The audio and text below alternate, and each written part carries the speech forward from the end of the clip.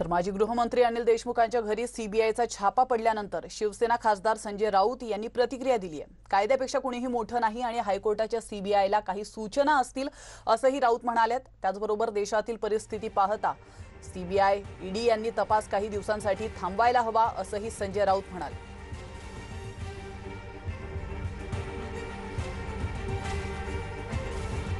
जो कार्रवाई अब सीबीआई ने की है उसके ऊपर अभी किसी भी प्रकार से मत व्यक्त करना या टिप्पणी करना किसी के लिए भी ठीक नहीं।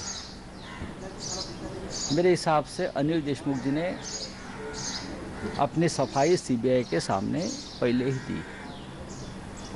अब जो प्राइमरी रिपोर्ट जाना है हाईकोर्ट के पास, जो देना है वो दे देंगे, बाद में हम देख लेंगे क्या करना है।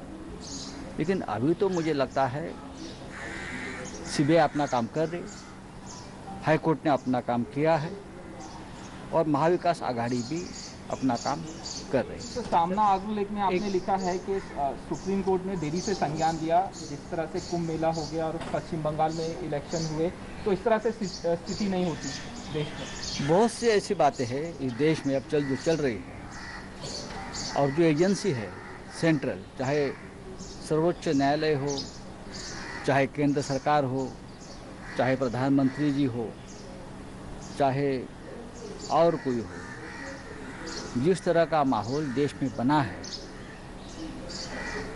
देश की राजधानी में जहां हमारे प्रेसिडेंट राष्ट्रपति है, जहां हमारे प्रधानमंत्री है, जहां पूरा देश का कारोबार चलता है, जहां देश पर जो संकट आता है उसे लड़ने की प्रेरणा हमें देश के राजधानी से मिलती है, चाहे वो संकट मानव निर्मित हो, चाहे नेशनल कैलेमिटी हो।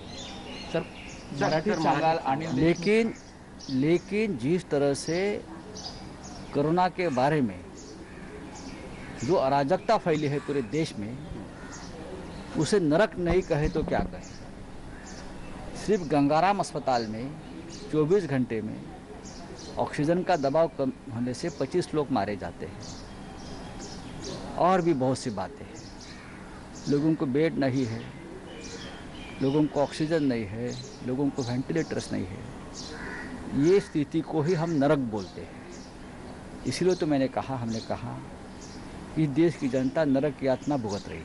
सर, मराठीत सांगाल अनिल देशमुखांमध्ये आज हेच का ते नरक?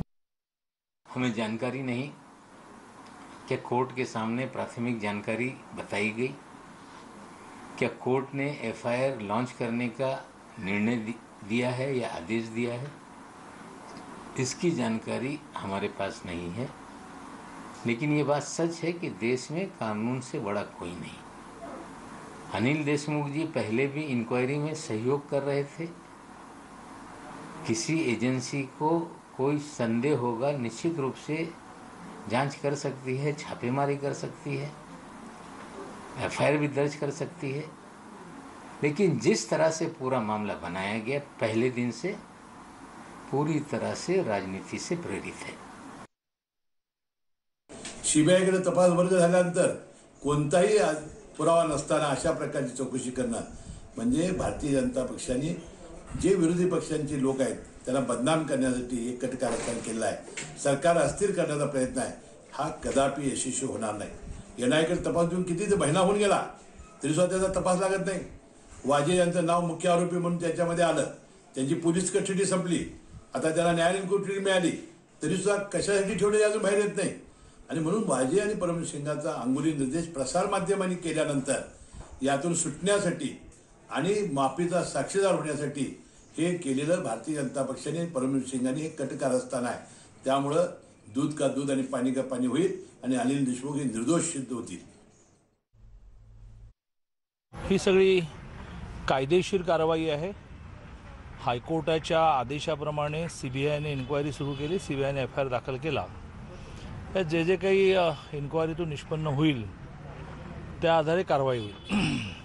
नेहमीप्रमाणे आमचे परममित्र हसन मुश्रीफ असं म्हणाले आहेत की ही बीजेपीची साजिश आहे। हास्यास्पदच चाललं आहे। सुप्रीम कोर्टात मॅटर गेला, परमवीर सिंग सुप्रीम कोर्टात गेले, सुप्रीम कोर्टाने असं म्हटलं हायकोर्टात जा, हायकोर्टाने CBI इन्क्वायरी दिली. त्यात BJPचा काय रोल आहे मला कळत नाही, पण कुठल्याही विषयावर स्टेटमेंट करण्याची आमच्या मुश्रीफांना घाई लागली असते.